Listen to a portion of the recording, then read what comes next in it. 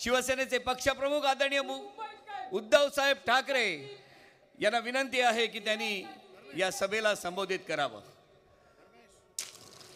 साहेब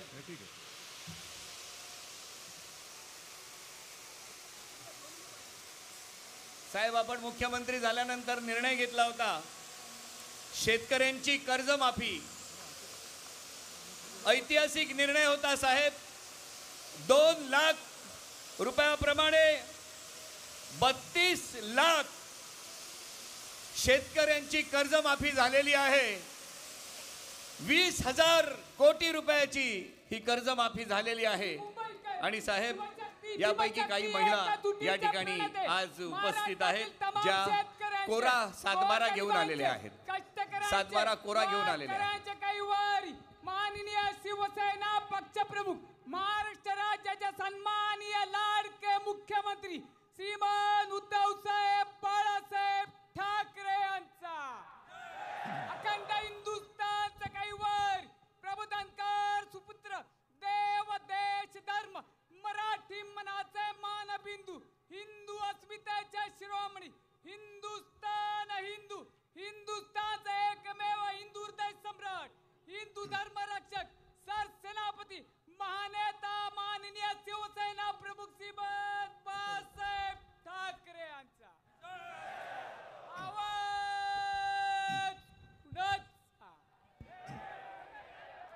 जमलेल्या माझ्या तमाम हिंदू बांधवांनो भगिनींनो आणि मातांनो,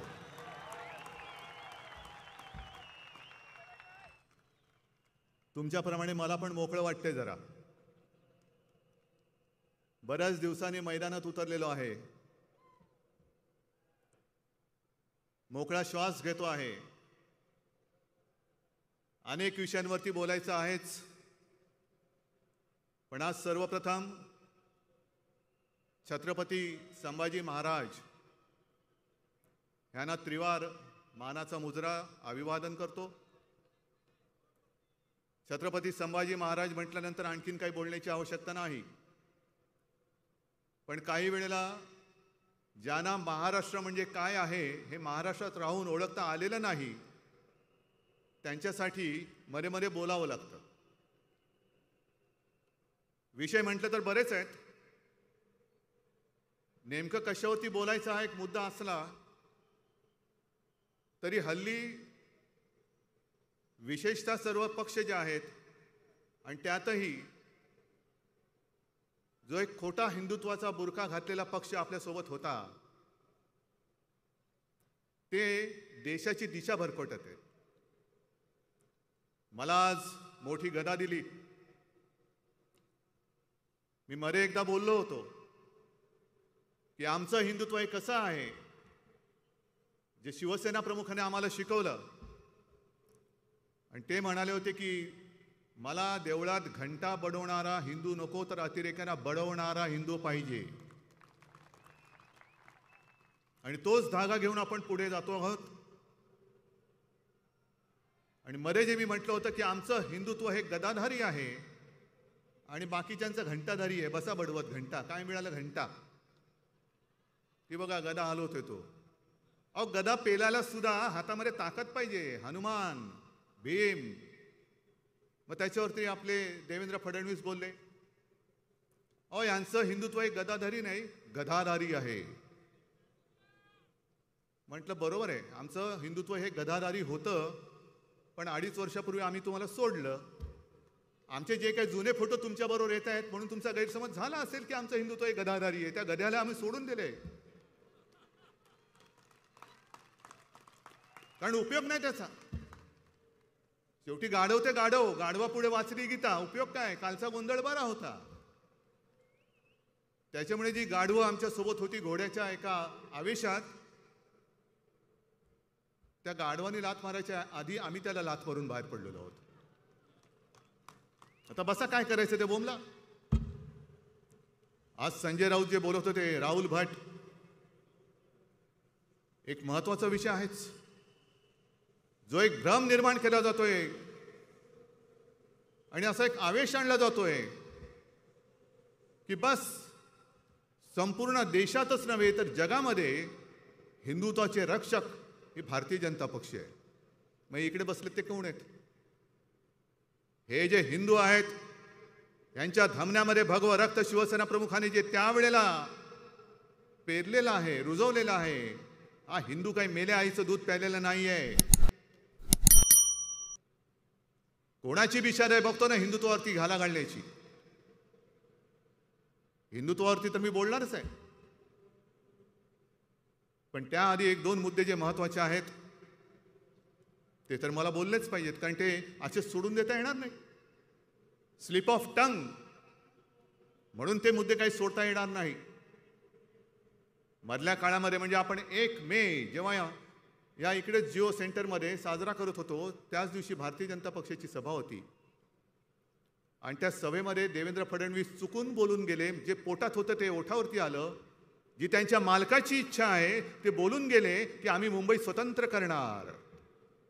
अहो, तुमच्या मालकासकट तुमच्या 1760 पिढ्या जरी आल्या ना तरी हा जिवंतपणा जो इकडे मर्द मावळ्यांमध्ये आहे. आणि शिवसेना प्रमुख बोलले होते ते मी पुन्हा बोलतो. मुंबई मराठी माणसाने रक्त सांडून हौतात्म्यात पत्करून मिळवलेली आहे. ती आंदण मोडून मिळालेली नाही, मिळवलेली मुंबई आहे. आणि या मुंबईचा लचका जो कोणी तोडण्याचा प्रयत्न करेल त्याचे तुकडे तुकडे केल्याशिवाय हा मर्द मराठा, मराठी आणि हिंदू बसल्याशिवाय राहणार नाही. करून टाकणार आम्ही. पण हे असंच आलेलं नाहीये. आता मला असं वाटायला लागलं की ही जी आपली जागा आहे, ज्या जागेवरती आपली सभा होते, इकडे ते बुलेट ट्रेन आणतायत. देशातली पहिली बुलेट ट्रेन अहमदाबाद ते मुंबई कोणी मागितले? आपण मागितले? पाहिजे तुम्हाला? झाली उद्या समजा मुंबई आणि अहमदाबाद बुलेट ट्रेन झाली, आपल्यापैकी किती जाणार तिकडे आणि किती लोक येणार इकडे? हा जो डाव चाललेला आहे हा मुंबई तोडण्याचा डाव चाललेला आहे. मुंबई स्वतंत्र करणार म्हणजे काय करणार? देश आपला काय पारतंत्र्यात आहे, मुंबई पारतंत्र्यात आहे. पण मुळामध्ये मला देवेंद्र फडणवीसांना विचारायचं आहे की तुमचा पक्ष तर तेव्हा नव्हता, आमचाही नव्हता, पण तुमची मातृसंस्था जी आहे संघ,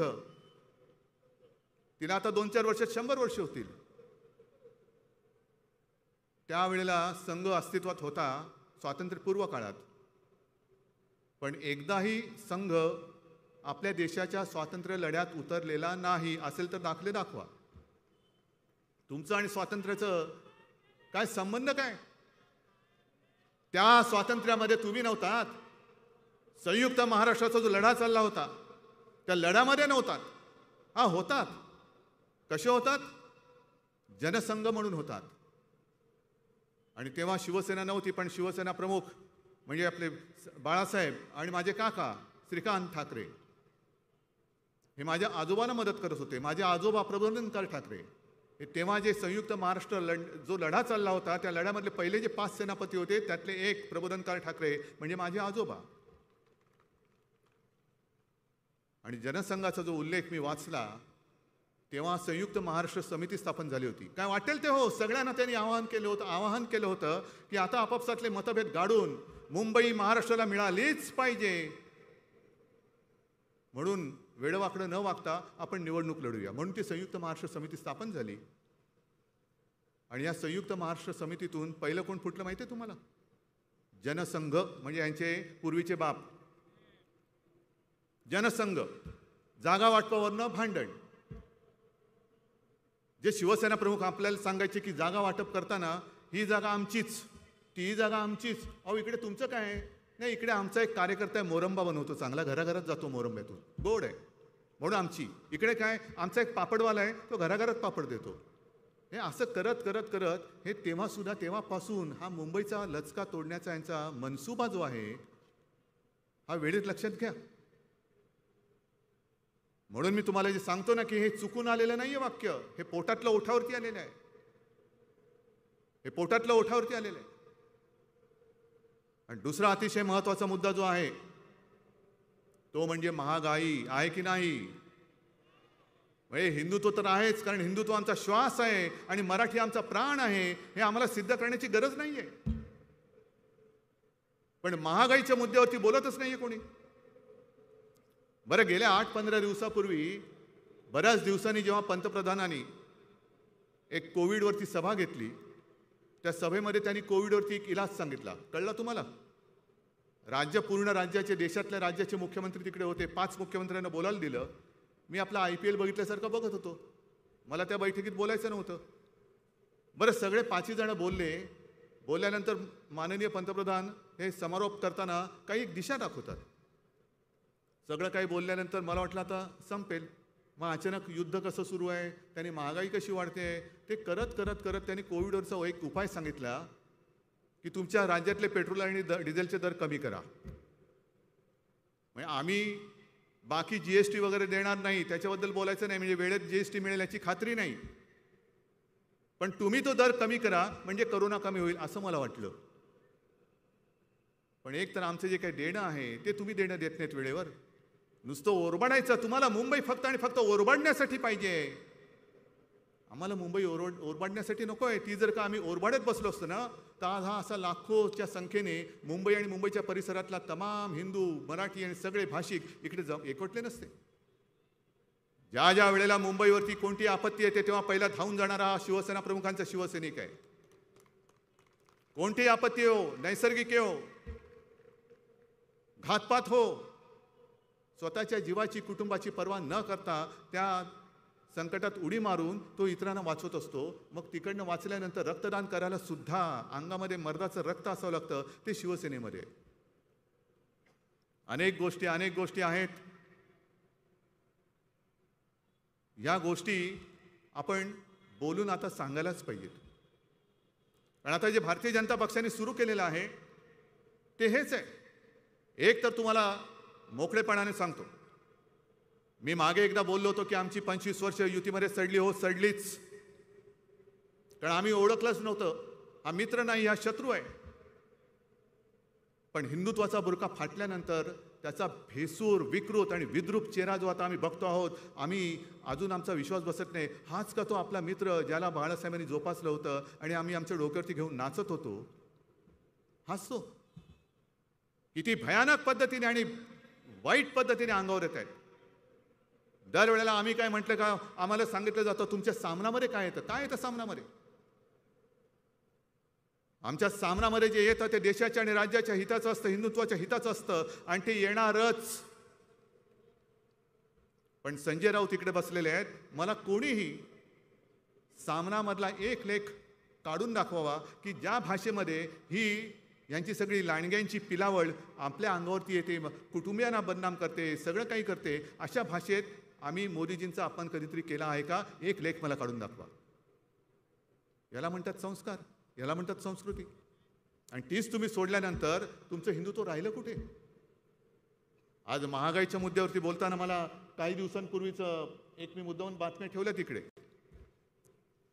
हा 1973 सालचा काँग्रेस सत्तेवर असताना हा फोटो आहे. अटल बिहारी वाजपेयी, तो व्हिडिओच आहे, याच्यामध्ये तो फोटो नाही आलेला. पण तेव्हा वाजपेयींनी बैलगाडीतून संसदेत गेले होते. बैलगाडीतून वाजपेयी गेले होते. का गेले होते? पेट्रोलची दरवाढ झाली. किती दरवाढ झाली होती आठवते तुम्हाला? 7 पैसे. 7 पैशांनी पेट्रोलचे दर वाढले म्हणून भारतीय जनता पक्षाने एक मोर्चा काढला आणि त्याच्यामध्ये स्वतः अटल बिहारी वाजपेयी हे बैलगाडीतून संसदेत गेले होते. मग तो संवेदनशील भाजप गेला कुठे आज? जे तुम्ही सांगता की शिवसेना बाळासाहेबांची नेमक कोण आहे ते? आणि ही जर बाळासाहेबांची शिवसेना नसेल तर तुमचा भाजपा तरी आज अटलजींचा वगैरे राहिला आहे काय? मला आठवते मुंबईच्या इकडेच कुठेतरी एक प्रबोधिनी आहे, रामभाऊ माळगी प्रबोधिनी, आणि तिकड्यांची चिंतन कुंथन वगैरे सगळं तिकडे चालतं. कधी चिंतन करत बसतात, कधी कुंथत बसतात. पण तरी देखील मी स्वतः तिकडे गेलो. मला फार अभिमान वाटला. प्रमोद महाजन ते त्या माळगी प्रबोधिनीची एक जबाबदारी पार पाडत होते. उत्तम सगळं साहित्य होतं, मार्गदर्शक होते, आणि तेव्हा तिथे जावंसं वाटायचं. मी त्यांना विचारलं काय करताना? आम्ही इकडे कार्यकर्त्यांचं प्रशिक्षण शिबिर घेतो, कार्यकर्ता कसा असायला पाहिजे, राजकारण कसं करावं वगैरे वगैरे सगळी बौद्धिक देतो. मग आता प्रश्न पडतो ती प्रबोधिनी जी काय आहे रामभाऊ माळगी, तिकडे हे तुम्ही शिकवलत का? ही तुमची पिढी, ही तुमचं प्रॉडक्ट आहे का? त्याच्यामध्ये जे काय होते ते गेले कुठे आता? रामभाऊ माळगी प्रबोधिनीमध्ये जे शिकलेले होते ते गेले कुठे आता? दिसतच नाही. आता जबाबदारी कोणावर आहे? कोणावर आहे? हा नाही, सहस्त्रबुद्धे गेले वर. वर म्हणजे दिल्लीत. नाही, कोणालाच माहिती नाहीये. मग हे शिकवते तिकडे.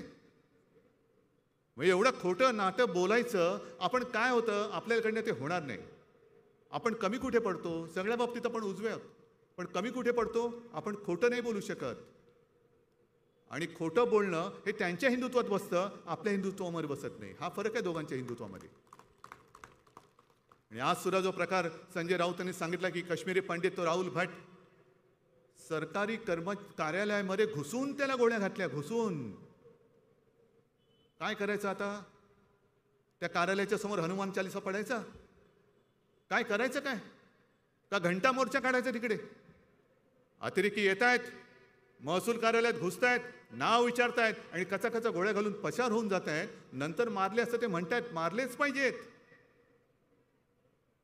पण ते मारून गेल्यानंतर नाही, मारायला येण्याच्या आत अतिरेकाचा खात्मा केला गेला पाहिजे. आणि आज तिकडे जे काय वातावरण झालेलं आहे, काश्मीरी पंडित म्हणतात की आमचा इकडे बळीचा बकरा केला जातोय. काय हे तुमच्या काश्मीर फाईलचं पुढचं पाऊल आहे की काय? पुढचं पान आहे की काय? का नाही बोलत त्याच्यावरती? का नाही बोलत महागाईवरती? महागाई एवढी पूर्ण झालेली आहे की आता मध्ये ती त्यांनी योजना काढली, ती उज्ज्वला योजना. किती झाला गॅस सिलेंडर? आता 1000च्या वर. देश का आजादी का अमृत महोत्सव म्हणजे 75 वर्ष पूर्ण झाली. रुपयाचा अमृत महोत्सव होऊन त्याच्या पुढे गेला, 77च्या पुढे. लाज नाही, लज्जा नाही, कर्तृत्व नाही, आणि नुसतं लोकांना भ्रमिष्ट करून हे आपला कारभार करत राहतात. हे नाही आमचं हिंदुत्व. हे आमचं हिंदुत्व नाही आहे. संभाजीनगरमध्ये जे काय घडलं, होय मी ते संभाजीनगर म्हणतो, नामांतर करण्याची गरज काय? आहेच ते संभाजीनगर. तिकडे तो ओवेसी गेला आणि त्या औरंगजेबाच्या थडग्यावरती डोकं टेकून आला. संजय तुम्ही म्हणाले ते बरोबर आहे.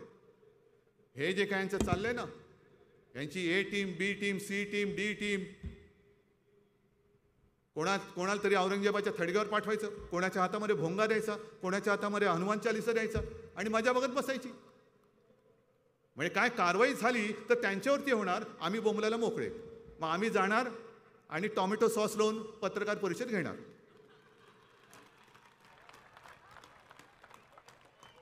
हे तुमचं शौर्य. अरे कसले फोटो काढताय आणि कसले करताय? बरं सुरक्षा किती? Z+ कोण देत आहे? केंद्र सरकार. कोणाला देत आहे? या टिनपाटांना. मग तिकडे काश्मीरी पंडितांना सुरक्षा नाहीये. राहुल भट जे सांगत होते की माझी इकडनं बदली करा, पुन्हा मला जम्मूमध्ये न्या, ऐकलं नाही अजिबात. तिथे काश्मीरी पंडितांना सुरक्षा नाही, पण इथे भोकं पडलेल्या टिनपाटांना ही सुरक्षा देत आहेत. केंद्राची सुरक्षा. कोणाला Y+, कोणाला Z+. काय बापाचा माल आहे तुमच्या? लोकांचा पैसा आहे तो. लोकांच्या पैशावरती तुम्ही ज्यांना सुरक्षा द्यायला पाहिजे त्यांना सुरक्षा देत नाहीत. आणि ही अशी नुसती भोकं पडलेली टिनपाटे घेऊन कशाला काय उपयोग? गळक्या टिनपाट्याचा उपयोग काय तुम्हाला? जरा टिनपाट शब्द बोलो, खरं टमरेल बोलायचं होतं.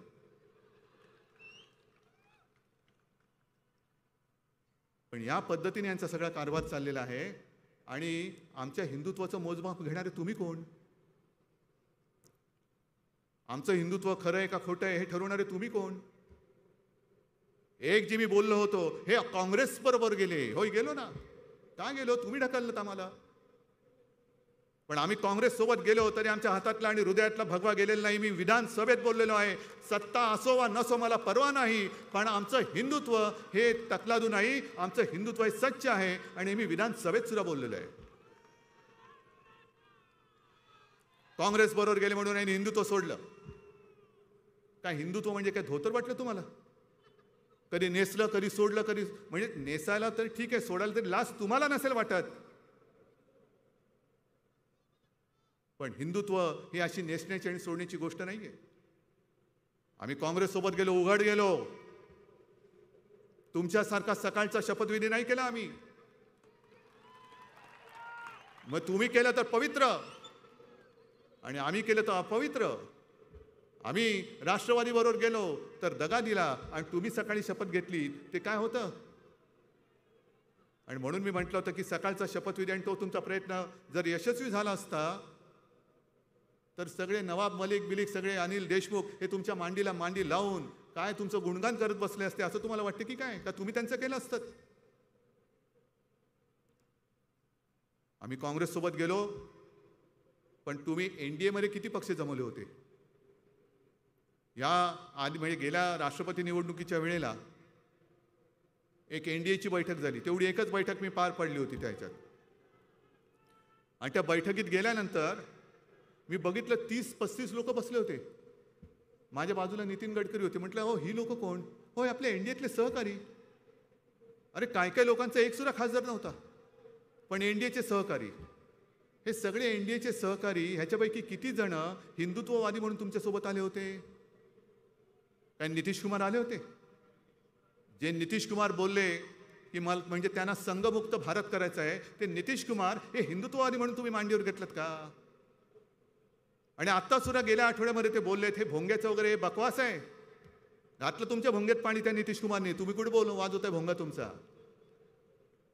काय हिंमत आहे का तिकडे नितीश कुमार समोर बोलायची? ओतलं त्याने भोंग्यात पाणी. तो हे चाळे मी नाही करणार इकडे. इकडे ज्याची त्याची मर्जी, ज्याने त्यांनी त्याच्याप्रमाणे पूजा अर्चा करावी. पण आणखीन एक जो महत्वाचा प्रश्न आहे, आज जे काश्मीरमध्ये चाललेलं आहे तेव्हाही सुरू होतं आणि त्यावेळेला ह्याच बोगस हिंदुत्ववाद्यांनी भारतीय जनता पक्षाने मुफ्ती मोहम्मद सईद बरोबर सरकार स्थापन केलं होतं. काय मुफ्ती मोहम्मद सईद किंवा मेहबूबा मुफ्ती भारत माता की जय बोलतात का तुमच्या कानामध्ये वंदे मातरम बोलतात? पण काय आवेशाने सांगितलं. मी विधानसभेत बोललो तर मिरच्या लागल्या. नाही म्हणे तिकडे आम्हाला आव्हान दिलं होतं की इथे तुमच्या निवडणुका कशा होतात ते आम्ही बघतो म्हणून आम्ही निवडणुका घेऊन दाखवल्या. चांगली गोष्ट आहे. मग नाही परत मग आम्हाला पाकिस्तानने आव्हान दिलं की तुम्ही सरकार कसं स्थापन करता हे दाखवा म्हणून आम्ही सरकार स्थापन करून दाखवलं. कोणाबरोबर? मेहबूबा त्या मुफ्ती मोहम्मद बरोबर. आनंदाची गोष्ट आहे. पण देवेंद्रजी मधला एक संदर्भ तुम्ही गाडलेला आहात तो सगळ्या लोकांना मला सांगायचं आहे की मुफ्ती मोहम्मदनी जेव्हा प्रेस कॉन्फरन्स घेतली होती तुमचा मंत्री त्याच्या सोबत होता आणि त्या प्रेसमध्ये त्यांनी सांगितलं होतं की काश्मीर खोऱ्यातल्या निवडणुका शांततेत पार पाडू दिल्या म्हणून मी पाकिस्तान, हुरियत आणि दहशतवाद्यांना धन्यवाद देतो. मग नेमकं तुम्ही कोणाला काय दाखवलं? कोणाला काय दाखवलं? हे तुमचं हिंदुत्व. बरं तर बरं ते म्हणतात बाबरीच्या वेळेला शिवसैनिक नव्हतेच, मी गेलो होतो म्हणे तिकडे. अरे तुमचं वय काय होतं? काय शाळेच्या सहलीला गेलो होतात? हां काय शाळेची सहल होती का कॉलेजची सहल होती? चला चला चला चला अयोध्येला चला, चला चला चला चला अयोध्येला चला. असं काय होतं की बाबरी बघायला चला? काय तुमचं वय? बोलता किती? करता काय? मग तुम्ही आमच्यावरती जर का शंका व्यक्त करत असाल तर मी तुम्हाला थेट प्रश्न विचारतोय तो तुम्ही तरी हिंदुत्वासाठी काय केलंय हे आता जनतेला कळून जाऊ द्या. देशाला कळू द्या. तुम्ही काय केलंय हिंदुत्वासाठी? बाबरी तर पाडली नाहीच. तुम्ही जर का देवेंद्र तिकडे खरंच गेला होतात ना तर नुसता चढायचा प्रयत्न केला असता तरी बाबरी तुमच्या वजनाने खाली आली असती. हे लोकांना श्रमच करावे लागले नसते. तुम्ही नुसता प्रयत्न एक नुसता पाय टाकला असता तर बाबरी खाली आली असती. पण आता म्हणतात ती मशीद नव्हती तो ढाचा होता. अच्छा मग तेव्हा एवढं टिपेला सगळं काय केलं होतं? बाबरी मंदिर पाडलं आणि मस्जिद बांधली, मंदिर पाडलं मस्जिद बांधली. आणि मला आठवत आहे मी साक्ष आहे सगळ्यांना लाखोच्या करोडीच्या संख्येने अयोध्येला बोलवलं होतं. त्याच्यात शिवसैनिक पण होते. आडवाणींचा मुलाखतीचा तो व्हिडिओ आहे. त्यांनी सांगितलं की ती जी लोक चढली होती ती मराठी बोलत होती म्हणून मी प्रमोदला सांगितलं जा जरा बघून ये. प्रमोद गेला पण प्रमोदचं देखील ते ऐकायला तयार नव्हती. मग अशी प्रमोदचं सुद्धा ऐकायला तयार नसलेली माणसं मराठी माणसं कोण असतील दुसरी?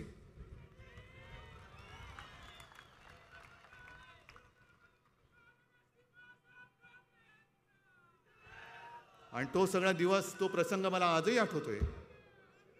टीव्हीवरती मी बातमी बघत होतो लोक चढलेत आणि बाबरी पाडली बाबरी पाडली बाबरी पाडली. मी जुनं मातोश्री होतं, धावत वरती गेलो. बाळासाहेबांनी सांगितलं की साहेब साहेब बाबरी पाडली. मला म्हणतो काय काय सांगतो, पाडली? अरे वा. तेवढ्यात इंटरकॉमची बेल वाजली.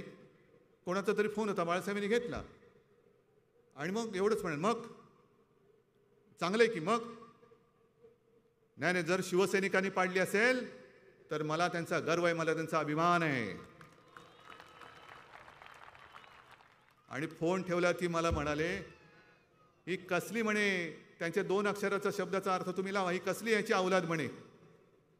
जे लोकांना बोलवत आहेत कार सेवा करा, कार सेवा करा. कार सेवा करा म्हणजे काय करा?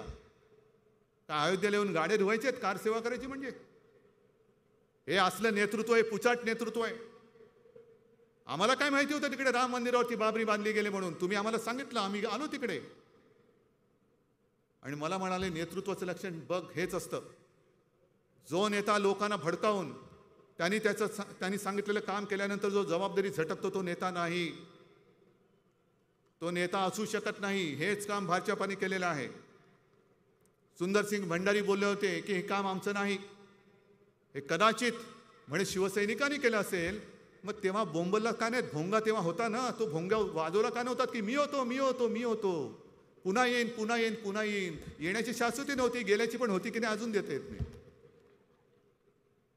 ठीक आहे, आता उद्या ते काहीतरी पुन्हा सभा घेणार आहेत, उत्तर सभा घ्या. मग आम्ही परवा घेतो, मग तुम्ही त्याच्यानंतर घ्या, मग आम्ही त्याच्यानंतर घेतो. हेच चालू ठेवायचे चाळे, हेच चालू ठेवायचे. उत्तर द्यायची असतील तर जनता जी आज महागाईने होरपडलेली गेलेली आहे तिला उत्तर द्या. आम्हाला कसलं उत्तर देताय? याला उत्तर देणं शक्य आहे तुम्हाला? हे इकडे जे काय जमलेलं आहे ही नुसती गर्दी नाहीये, ह्या गर्दीमध्ये एक जिवंतपणा आहे. ही सगळी वाघ आहेत, वाघ. मग गेल्या वेळेला त्यांनी काय केलं होतं? गेल्या वेळेला त्यांनी मला सांगितलं, कळलं असं की भगव्या टोप्या घातल्या होत्या.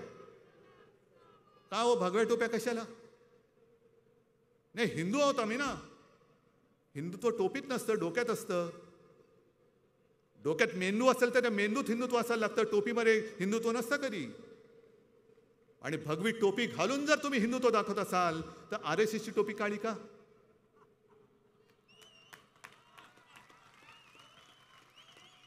RSSची टोपी का?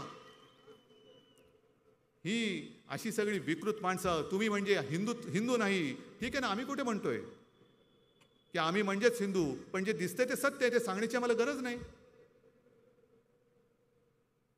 आम्ही हिंदू आहोत की नाही हे ठरवणारे तुम्ही नाही आहात. पण एक गोष्ट नक्की की तुमचं विकृत हिंदुत्व हे आम्हाला मान्य नाही. ही विकृती आहे. शिवसेना प्रमुखांनी हिंदुत्वाचा विचार दिला, तुम्ही त्या हिंदुत्वाचा विकार करतात. आणि अशी विकारी माणसं ही देशाचा कारभार काय करणार? मनोरुग्ण आहेत ही लोक. आजच मी येताना टीव्हीवरती बातम्या बघत होतो, कोणत्या दिशेने आपण चाललेलो आहोत. संजय राऊत म्हणाले की देशाला दिशा दाखवा. काय दिशा दाखवायची? दुर्देशाकडे आपण दुर्देशाकडे चाललेलो आहोत. कोण थांबवणार? ज्यांच्यावरती विश्वास टाकला तोच जर का केसाने गळा कापणार असेल तर मग देश कोणाच्या हातामध्ये द्यायचा, कोणी हातामध्ये घ्यायचा? आता येताना मी टीव्हीवरती बातमी बघितली, एक कोणतरी बाई आहे, तिने शरद पवारांवरती कॉमेंट केली. फार विचित्र कॉमेंट आहे. काय घरी आई वडील आजी आजोबा भाऊ बहीण आहेत की नाही? संस्कार काय होतात की नाही तुमच्यावरती? संस्कार काय होतात की नाही? किती काही जरी झालं तर बाई तुझा संबंध काय? कोणावरती बोलतेस? काय बोलतेस? जर हे तुझं वक्तव्य असेल, तुझ्या मुलांचं काय होणार? ती काय होणार उद्या? हा जो सुसंस्कृतपणा आहे तो आपल्या देशातनं आणि आपल्या राज्यातनं जात चाललेला आहे. तो आपल्याला जपायचा आहे. ते खरं हिंदुत्व आहे. सुसंस्कृतपणा जपणं, नाहीतर म्हणायचं कशाला? नुसतं श्लोक म्हणायचे, हे म्हणायचे आणि तिकडे जाऊन वाटेल ते करायचं. म्हणजे मग करून करून भागले आणि देवपूजेला लागले. हे हिंदुत्व? या सगळ्या चित्रविचित्र गोष्टी ह्या टाळल्या गेल्या पाहिजेत. हे सांगणारं आज दुर्दैवाने कोण दिसत नाही. हे काम आपल्याला करायचंय आहे ना. याच्यामध्ये आपण मुंबई स्वतंत्र करणार म्हणतात, कशासाठी करणार हे तुम्हाला मी सांगितलं. पण मुंबईमध्ये जी कामं आपण करतो आहोत ही अभिमानाने आपण सांगितली पाहिजेत. मुंबईमधल्या आपल्या या शहरातल्या एकमेव महापालिका असेल, 8 भाषांमध्ये शिक्षण देतं, एकमेव महापालिका. CBSE, ICSE वगैरे हा सगळे जे अभ्यासक्रम आहेत हे आपली एकमेव महापालिका आहे, ती आपल्या शाळेमध्ये देते. म्हणजे आपल्या शाळेमध्ये यापूर्वी जी काही परिस्थिती होती, कोणी जर का विचारलं की तुमचा मुलगा जातो कुठे, तर लोक कदाचित तेव्हा लाजत होते की महापालिकेत शाळा. कारण महापालिकेत शाळा काय असणार, गरिबांची शाळा, फुकटची शाळा, ह्याच्यात काय अभ्यास असणार. आता जाऊन बघा तुम्ही, आता महापालिकेच्या शाळांमध्ये आपल्या मुलांना प्रवेश मिळावा म्हणून दाराच्या बाहेर रांग लागते. मध्ये अरविंद केजरीवाल येऊन कशासाठी काय बोलले की त्यांचं शाळा किती मोठ्या असतील ना, पण केजरीवाल साहेब तुमचं राज्य आहे, आमची महापालिका आहे, एक महापालिका, आणि महापालिकेने तुमच्या तोडीचं काम केलेलं आहे. कोविडचं काम किती मोठं झालेलं आहे. कोविड, मी अभिमानाने सांगेन की देशामध्ये दुसरं कोणतेही राज्य एवढं नसेल की ज्यांनी आरोग्य व्यवस्था ही एवढ्या पटीने वाढवलेली आहे, एवढ्या पटीने. हे मी वारंवार सांगितलं, मला पुन्हा फेसबुक लाईव्ह नाही करायचं. पण जणू काही महाराष्ट्रामध्ये संपूर्ण सगळं भंगार राज्य चाललेलं आहे, माफिया का राज. मला असं वाटतं आता दाऊदच्या मागे लागलेत. पण दाऊद जर का बोलला मी भाजपात येतो, तर मंत्री म्हणून त्यांच्यासोबत कधी दिसू शकतो. कदाचित म्हणूनच त्याच्या मागे लागले असतील. बघ इकडे कसं ईडी बीडी मागे लागले होते, आमच्यात लोक येत आहेत, आमच्यामध्ये ये, मग तुला मंत्री बनवतो. उद्या दाऊदला पण मंत्री बनवतील आणि सांगतील तसं काही नाही हो, दाऊद म्हणजे आमचा गुणाचा पुतळा आहे. ही अशी चित्रविचित्र सगळी भानगडी करणारी माणसं बघितल्यानंतर हे स्वतःला हनुमान पुत्र म्हणू तरी कसे शकतात.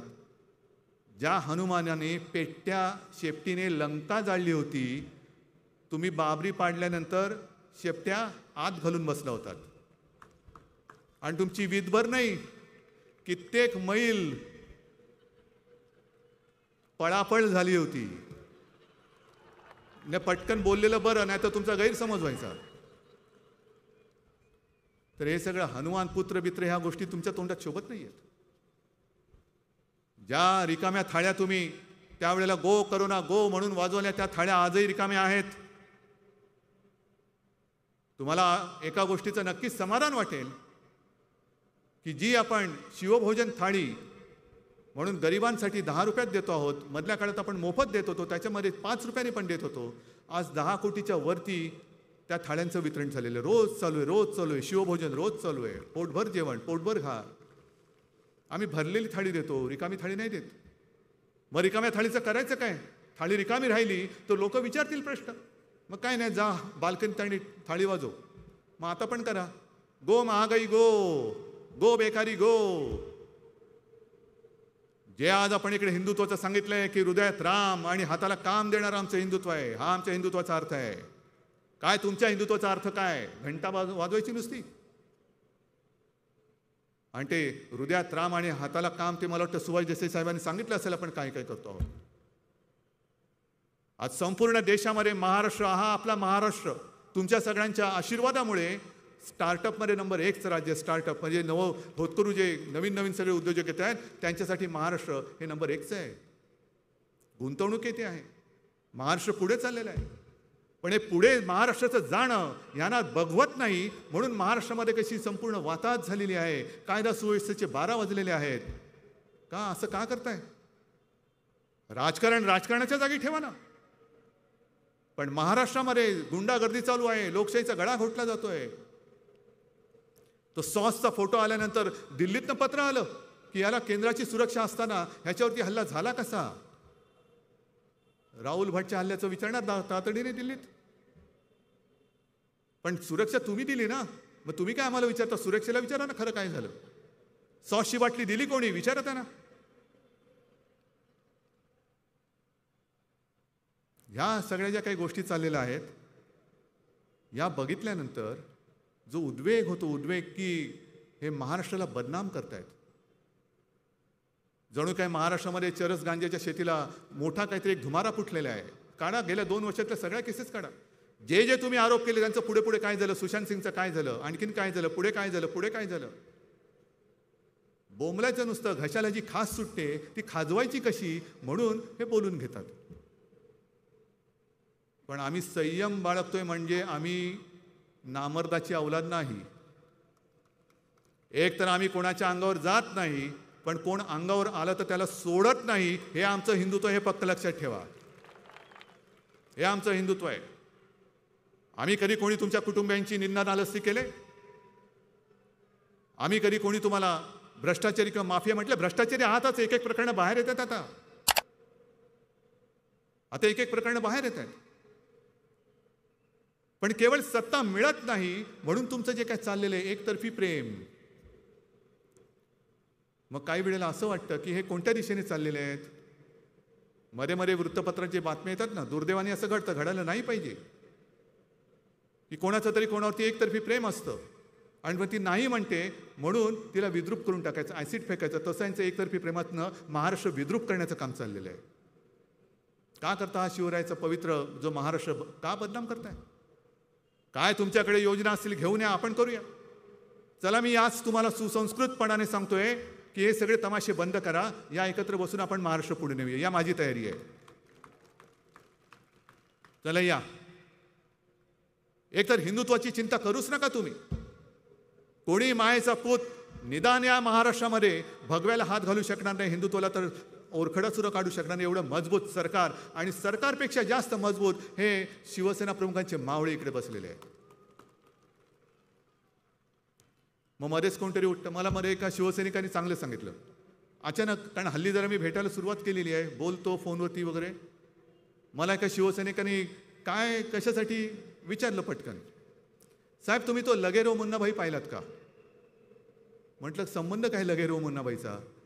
म्हटलं थोडासा पाहिला. का रे? अहो त्याच्यात नाही का त्या संजय दत्तला गांधीजी दिसतात, गांधीजी बोलतात, मग हा गांधीगिरी करायला लागतो. म्हटलं मग? नाही तशी एक केस आहे आपल्याकडे म्हणे. म्हटलं कोणती केस? अहो ती नाही का ज्याला स्वतःला बाळासाहेब झाल्यासारखं वाटतं, शाल घेऊन फिरतात म्हणे हल्ली. मग कधी मराठीच्या नादाला लागतात, कधी हिंदुत्वाच्या नादाला लागतात.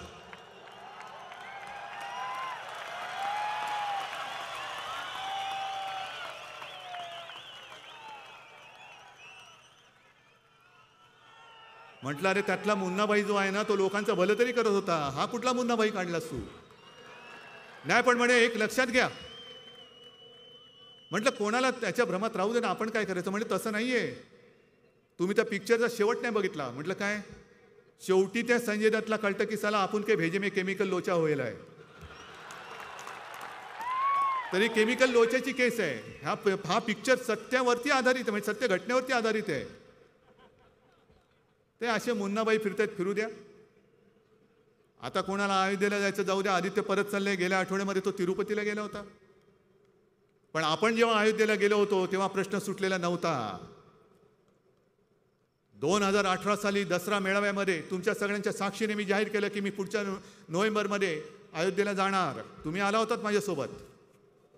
आणि आजही तुमच्या लक्षात असेल की हे मी बोलताना वादळ वारं सुटलं तर विजा लखलखत होते आणि भगव्याचे मशालीसारखे फडकत होते. आहे ना लक्षामध्ये? काय हे काय चित्र होतं? ते दैवी चित्र होतं. आणि जाण्यापूर्वी सहज माझ्या मनात आलं की राम जन्मभूमीला जाताना आपण शिवजन्मभूमीची एक मूठभर तरी माती घेऊन जावी. मी शिवनेरीला गेलो, एक माती घेतली, तिचा एक कलश घेतला आणि अयोध्येला गेलो.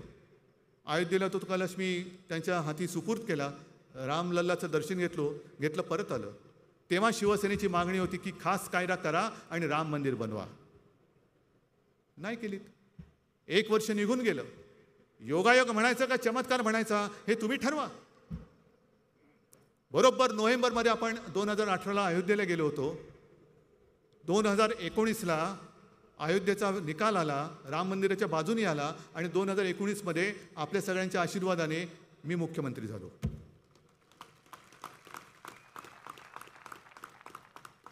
हे आहे ना कुठेतरी आमच्या पूर्वजांची पुण्याई आहे, आई वडिलांचे आशीर्वाद आहेत, तुमच्या सगळ्यांचं प्रेम आहे. पण त्याचं भांडवल करण्याची आम्हाला गरज नाही लागली. आता अष्टविनायक यात्रा पण करतात, तीर्थयात्रा करतात, काशी यात्रा करतात, तशी अयोध्या यात्रा करू शकतात, कोणी करू शकतात. त्याच्यामध्ये दचकून जायचं काय कारण नाहीये. पण जे हिंदुत्वाबद्दल बोलताय तुम्ही मग जे आपल्या या महाविकास आघाडी सरकारने केलेलं आहे की प्राचीन मंदिरांचा जीर्णोद्धार, कधीतरी देवेंद्र तुम्हाला सुचलं होतं हे? त्या मंदिरावरती भोंगा आणि झेंडा लावायला पुढे जाल, पण ते मंदिर टिकेल कसं हे तुम्ही कधी बघितलं? ते काम आपण करतो आहोत. पहिली 8 मंदिरं आपण निवडली सुद्धा, पण दुर्दैवाने केंद्रामध्ये तुमचं जे सरकार बसलं आणि त्याच्या खाली जे पुरातत्व विभाग आहे त्यांनी त्याच्यामध्ये मोडताप घातलेला आहे. नाही करायचं म्हणे, आम्ही नाही करणार, तुम्ही नाही करायचं. अरे मंदिरं आमची, मंदिरं माझ्या राज्यातली, तुम्ही कोण टिकवजी राव? ही अशी जी काय खाती आहेत ना ज्याला तत्व नाही, त्याला पुरा एकदा, तर ती पुरातत्व खाती होतील. म्हणजे मंदिरांचा आम्ही जीर्णोद्धार करतोय, ठीक आहे, तुमची देखरेख ठेवा. आम्ही काय त्याच्यामध्ये काय तुम्ही जसं FSI वगैरे तसं केलं तसं काय मंदिराचा FSI नाही वाढवणार. प्रधानमंत्री आवास योजना नाही तिकडे करणार. जे मंदिर आहे ते मंदिरच टिकवणार, आणखी दीर्घकालीन टिकेल ते कसं ते आम्ही बघणार आहोत. आपल्या राज्यातली काही मंदिरं अशी आहेत की जी पावसाळ्यामध्ये पुराखाली जातात, टिकणार कशी? इतकी वर्षे टिकली, हेच मोठं आहे. पण हे पुरातत्व विभाग जे औरंगजेबाचं थडगं तिकडे बघतो संभाजीनगरमध्ये, तोच हा विभाग. थडग्याची देखभाल करतायत पण मंदिराची करत नाहीयेत. जा ना देवेंद्र, तिकडे जाऊन बोंबला. आणि बोंबलायचंच असेल, मुंबई स्वतंत्र तर तुमच्या कित्येक जन्मात होणार नाहीये, पण मुंबईसाठी बोंबलायचं असेल ना तर जा तिकडे कांजूरची जागा अडवली आहे त्याच्यासाठी बोंबलून या. इकडे बुलेट ट्रेन आणताय तुम्ही, बाजूला धारावी आहे, धारावीमध्ये रेल्वेची जमीन नाही देत आहेत, पैसे दिले अर्धे तरी देत नाहीत. जा तिकडे बोंबला आणि धारावीची ती रेल्वेची जमीन ह्या माझ्या मुंबईकरांना मिळवून द्या. असे कित्येक प्रकल्प आहेत जे राज्याचे आणि मुंबईचे केंद्राने अडवून ठेवलेले आहेत, नाही देत. मुंबईला अभिजात भाषेचा दर्जा नाही देत. काय कोणाची भाषा आहे? मराठी आमची मातृभाषा आहे, आमचं भाग्य आहेच, कारण हीच मातृभाषा आपल्या छत्रपती शिवरायाची सुद्धा मातृभाषा आहे. आणि मी अनेकदा सांगितलेलं आहे, आज तुमचा जो काही हिंदुत्वाचा खोटा पुडका आलेला आहे, जर हे दैवत जन्माला आलं नसतं तर तुम्ही सुद्धा भोंग्यामध्ये असता, तुम्ही सुद्धा भोंग्यात असता. ही छत्रपतींची मातृभाषा, तिला अभिजात दर्जेचा भाषेचा दर्जा तुम्ही देऊ शकत नाही. एवढं करंट सरकार तिकडे बसले, जा ना तिकडे कधीतरी बोंबला. आणि म्हणून जास्त काही मी बोलत नाही, पण एक गोष्ट सांगतो, काही काही आठवणी ह्या अशा असतात की आपल्याला सर्वांना आठवत असेल की काही म्हणजे बऱ्याच वर्षांपूर्वी जावेद मियादाद घरी आला होता मातोश्रीत. कशासाठी आलेला? भारत पाकिस्तान मॅच होणे दो. बाळासाहेब म्हणाले ते तू बोलूच नको, जोपर्यंत तुझा देश माझ्या देशावरती अतिरेकी पाठवत नाहीत, हल्ले थांबवत नाही, तो सुधरत नाही, तोपर्यंत मी कोणताही सामना या माझ्या मराठी मातीत होऊ देणार नाही, तू पुढे बोल. मग त्याला बाळासाहेबांनी विचारलं, अरे जावेद तू इतना अच्छा खेळता है, मग तू मध्ये माकड चाळेरे का करतोस? मग त्यांनी सांगितलं, साहेब ज्या वेळेला मी मैदानात उतरतो तेव्हा संपूर्ण पाकिस्तान माझ्या पाठी असतो. कुछ भी करो लेकिन मॅच जितनी है. मग आम्ही काय करतो, जर एखादा बॅट्समन चांगला सेट झाला असेल तर मुद्दामून बाजूला जाऊन उभे राहतो. सिली पॉईंट म्हणजे सिलीच पॉईंट असतो तो. मग गली स्लीप इकडे राहायचं आणि चांगला सेट झालेल्या बॅट्समनला वेडवाकडे बोलत राहायचं. मग त्याचं एकाग्रता भंग पावते आणि तो आऊट होतो. आणि असंच म्हणे मी एकदा केलं होतं, बॅटिंग करत होतो आणि एक बॉलर फार चांगला बॉलिंग करत होता. मी काय नाही म्हणे बॅट ठोकत ठोकत ठोकत ठोकत बराच वेळ बॅट ठोकत बसलो. एक बॉल खेळलो, परत बॅट ठोकत ठोकत ठोकत त्याच्याकडे गेलो आणि बोबड्या शब्दात बोललो, ए त्याला लूम तिदले पता ना. मग आत्ता जो बोलतोय त्याच्याशी नाही मी बोलत, पण बोबडं बोलताय म्हणून सांगतो. ए त्याला लूम तिदले बताव ना. तर म्हणे बॉलरने एकदा दोनदा दुर्लक्ष केलं. शेवटी विचारलं क्यू? त्याने दरवाजे पे छकडा मारना है. मग तो बॉलर जो भडकला त्याचं एकाग्रता गेली, लेन लाईन चुकली आणि मी ठोकून घेतल्या रन्स. हे असे सगळे बोबडे बोल जे आपल्या कानावर येत आहेत त्याचा मी मागचा अर्थ सांगितला. तर अशा या बोबड्यांकडे लक्ष देऊ नका. याला क्रिकेटमध्ये स्लेजिंग म्हणतात. स्लेजिंग म्हणजे समोरच्याला विकेट कसा तो आऊट कसा होईल आणि जर बॉलर चांगला असेल तर त्याची बॉलिंग कशी बिघडेल ही बघणारी ही सगळी अवलारे. काम करण्याचं ह्यांच्यात कर्तृत्व नाही, अजिबात नाही आहे. आणि आज आपण जे करतो आहोत हे काम हे त्यांना पचत नाही आहे, पटत नाही आहे. पुन्हा एक तर बघा, सत्ता 2.5 वर्ष झाली आपली, उद्धव ठाकरेला प्रशासन काही कळत नाही. हे सरकार कसं चालणार? हे आत्ता पडेल, मग पडेल, आणखीन पडेल. पिकलेले आंबे पडतात 2 वर्ष, पण सरकार नाही पडत आहे. मग शिवसेना यांच्यासोबत जाणार, मग शरद पवार यांच्यासोबत जाणार, मग काँग्रेस फुटतात, काहीच होत नाहीये. मग ईडी मागे लाव, CBI मागे लाव, तरी फुटत नाही. आणि तुम्ही खोट्या मार्गाने जर आमच्या मागे लागाल तर एक सांगून ठेवतो, तुम्हाला इकडनं सोडणार नाही. जर खोटे गुन्हे आणि जर आमच्या माणसाच्या मागे लागाल तर मग मात्र हा महाराष्ट्र जो पेटेल तर पलटा भुई थोडी करून ठेवेल. ही शंडाची अवलाद जर तुम्ही तुमच्या एजन्सीज मागे आमच्या लावणार असाल, त्यांच्या पाठून जर का तुम्ही शिखंडी म्हणून लढणार असाल, तर जे मी मगाशी बोललो तेच सांगतो की महाराष्ट्र मेल्या आईचं दूध प्यायलेलं नाही. जर आमच्या मागे उगाचच लागाल तर मात्र अजिबात तुम्हाला दया माया क्षमा दाखवली जाणार नाही. पण कायद्याचा दुरुपयोग जसा आम्ही नाही करत तसं तुम्ही करू नका. तुम्ही करू नका. लढायचं असेल तर सरळ या, आहोत आम्ही आहोत आणि तुम्ही आहोत आणि ही जनता आहे. ही जनता काय ते ठरवेल की महाराष्ट्रावरती राज्य कोणी करायचं, मुंबईवरती राज्य कोणी करायचं. पण आता खोटी नाटी आणि विकृत राजकारण, गलिच्छ राजकारण हे बंद करा. आता सुधरा, कधीतरी सुधरा.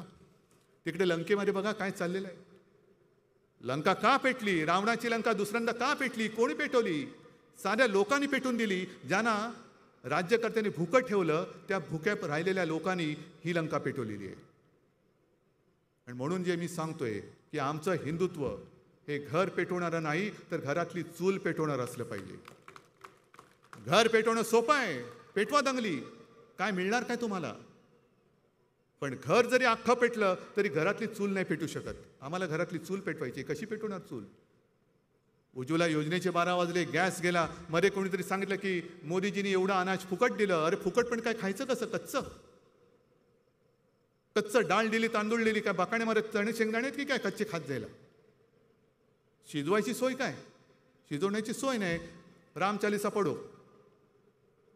त्या रामाचा आणि हनुमान चालिसा, हनुमानाचा अपमान करू नका.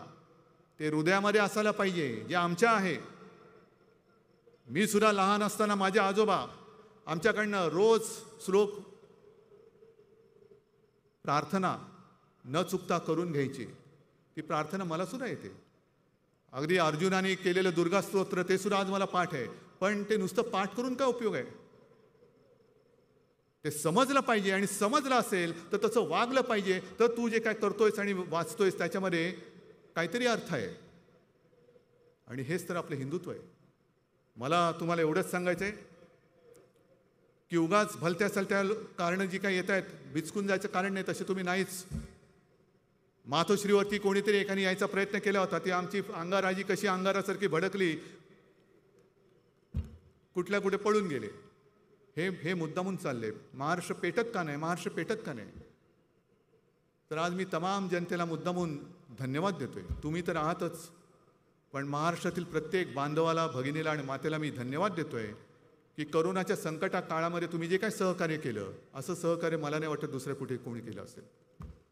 आणि आत्ता तुम्ही जो काय एक संयम दाखवत आहात, कारण करोनातून आपण बाहेर पडलोय, जरा कुठे आपले मास्क निघालेत, मोकळा श्वास घेतो आहोत, एक उद्योग चक्र फिरत आहे, गुंतवणूकदार येत आहेत, गुंतवणूक येते.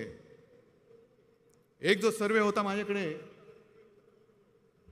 ती एकच शेवटची बातमी सांगतो की देश कोणत्या दिशेने चाललाय.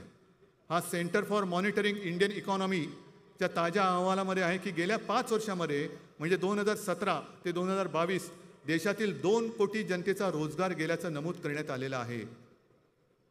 ही ती बातमी आहे. कोण लक्ष देतं याच्याकडे? एवढ्या जणांचे रोजगार गेले. कित्येक काही चांगली लोक हे देश सोडून गेलेले आहेत. काय करणार काय तुम्ही? आज कुठेतरी आपण एका मार्गावर चाललेलो आहोत. देवळं, भोंगे बिंगे हे सगळ्या गोष्टी आहेतच, पण लोकांची मम्ममची सोय कोण करणार? ती सरकार, ते करणारच सरकार. आणि त्याच्यासाठी सगळ्या राजकीय पक्षांना मी पुन्हा आवाहन करतोय की लोकांची माती भडकवू नका. हृदयात राम आणि हातात काम. जर त्या काम न देता जर का हातात त्यांचे धोंडे दिले तर तेच धोंडे उद्या तुमच्या टाळक्यामध्ये ते मारल्याशिवाय राहणार नाहीत. आणि म्हणून हे पाप निदान हा आपला शिवरायाचा महाराष्ट्र तरी करणार नाही आणि आपण त्याला करू देणार नाही, अशी एक अपेक्षा व्यक्त करतो. एवढ्या मोठ्या संख्येने तुम्ही आलात. ही तर सभा वाटतच नाही, हा एक मोठा उत्सव वाटतोय, हिंदुत्वाचा उत्सव वाटतोय. अक्षरशः हा समुद्र आहे, हिंदू महासागर आहे हा. आणि हा महासागर, ही तुमची ताकद, ही तुमची आशीर्वादाची शक्ती ही अशीच कायम पाठीशी राहू द्या, एवढीच एक नम्र प्रार्थना करतो आणि आपली रजा घेतो. जय हिंद, जय महाराष्ट्र. धन्यवाद साहेब. राष्ट्रगीताने आपण या सभेची सांगता करणार आहोत. सर्वजणांनी राष्ट्रगीताला उभं राहावं. राष्ट्रगीत. थांबा थांबा थांबा एक मिनिट. थांबा डाके साहेब. राष्ट्रगीत.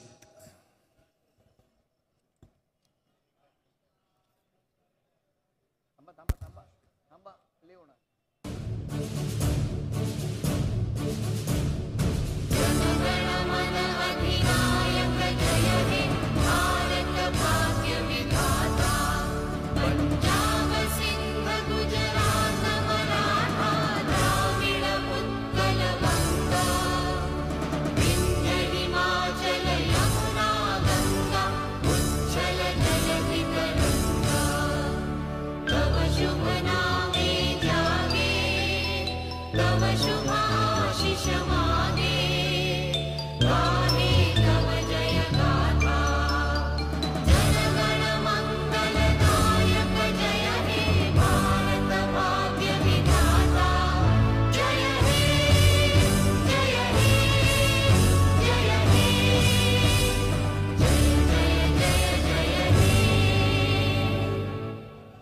भारत माता की, भारत माता की. वंदे वंदे. सर्वांना विनंती.